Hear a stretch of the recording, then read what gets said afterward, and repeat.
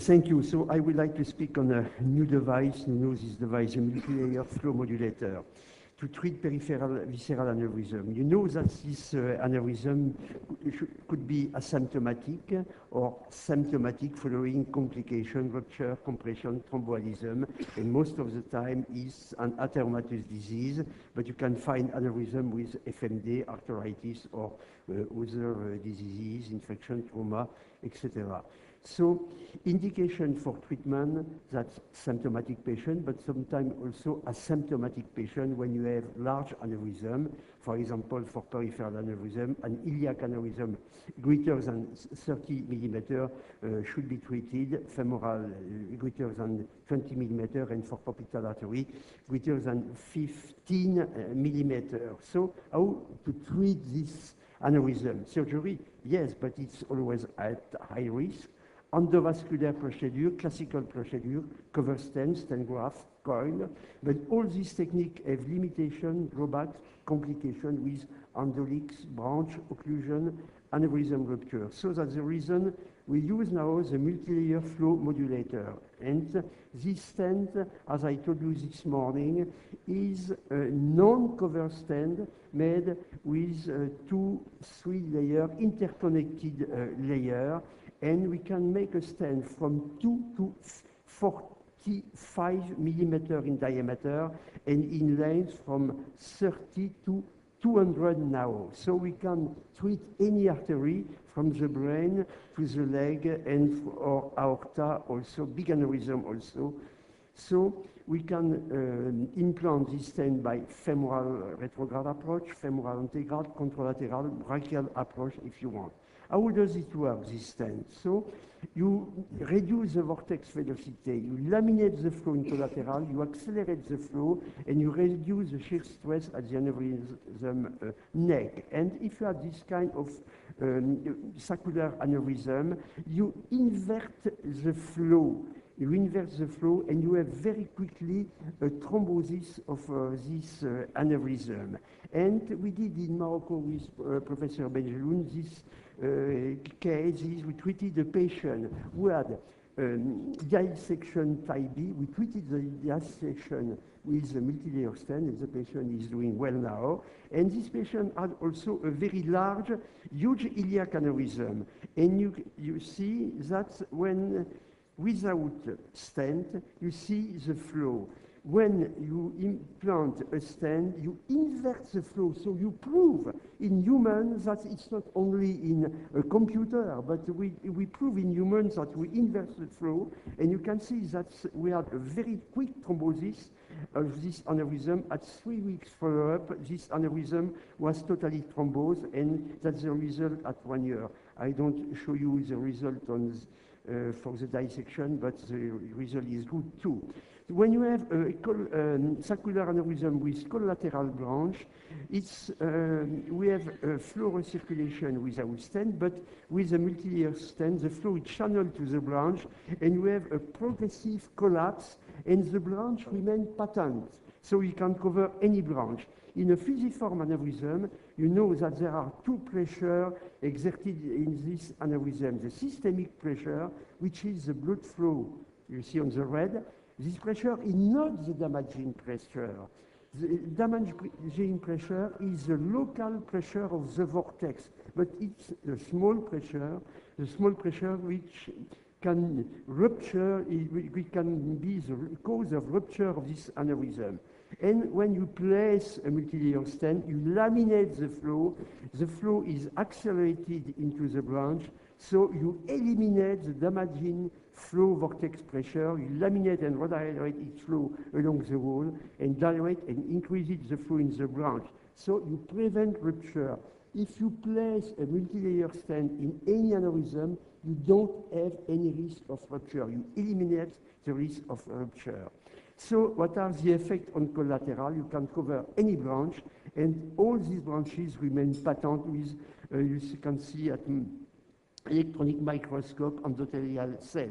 So I did the first human case. I treated a renal aneurysm in December 2006, and since that time I treated 8 renal aneurysms. So first case, Important renal aneurysm, impossible to treat surgically because elderly patient, triple vessel coronary disease. So I place this multilayer stent covering the inferior renal branch, and you can see on 1 year follow-up that the branch, all the branches remain patent. Unfortunately, the patient died from a cancer at 4-year follow-up, and we had necropsy, and you can see with necropsy that the stent was well patent, and this aneurysm was totally thrombosed. All the branches remain patent. So we have a very nice result. Another case of renal aneurysm, and very quickly we can see that we have a thrombosis on the table. So it's very quick procedure. So successful deployment in all patients. Popliteal aneurysm, I treated 5. One, the first case also, I did at the same time of renal aneurysm also. And you can see we implanted this multi-year stent with a very nice result at 1 year. And this patient had vein compression, severe edema of the leg. With Professor Bejelun, we treated this kind of aneurysm too, bilateral femoral popliteal aneurysm, with a very nice result at 6 months. And this case, I did this case in live in Brazil 2 years ago, and straight away on the table also, I had a very nice result with total thrombosis of this aneurysm. You see the result, it was on the table, immediate result. So mesenteric aneurysm I treated with Samir Dani in Ahmedabad maybe 4 years ago, and with a very nice result also. You can see that the stent is very flexible, and we can implant the stent by femoral approach in mesenteric artery. That's the result 1 year later. Iliac aneurysm also, I did I treated 20 patients with nice result. And for this aneurysm, I covered the internal, the hypogastric artery, and this hypogastric artery remained patent. I don't have time to show that. For supraortic artery aneurysm, I show this patient this morning. You can see this patient had a very large subclavian aneurysm, and by humeral approach, it was possible to place very precisely the stent covering this aneurysm. And from this aneurysm, we can see take off the vertebral artery, but the vertebral artery remained patent at 3 months follow-up, and now we have 2-year follow-up with a very nice results too. So you can cover any supraortic branch. And carotid aneurysm, I presented this case this morning, also treated with this kind of stent under cerebral protection, and that's the result at 3 months follow-up, a very nice result. And this aneurysm is totally thrombosed. Intracranial aneurysm, I saw this case also this morning, done by Pedro Lilic in Argentina, and you can see that we have very nice result, and now we can treat any aneurysm and in the body. So, if you want good result, it is important to treat not an aneurysm which is previously ruptured. It's contraindication. Mycotic aneurysm, maybe we don't know exactly.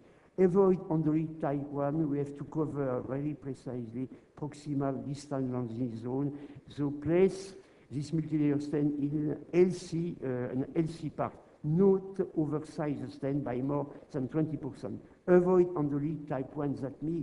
That means we must place the bigger stent into the smaller stent. If not, you have an endolytic type 1, and it doesn't work. It's very important.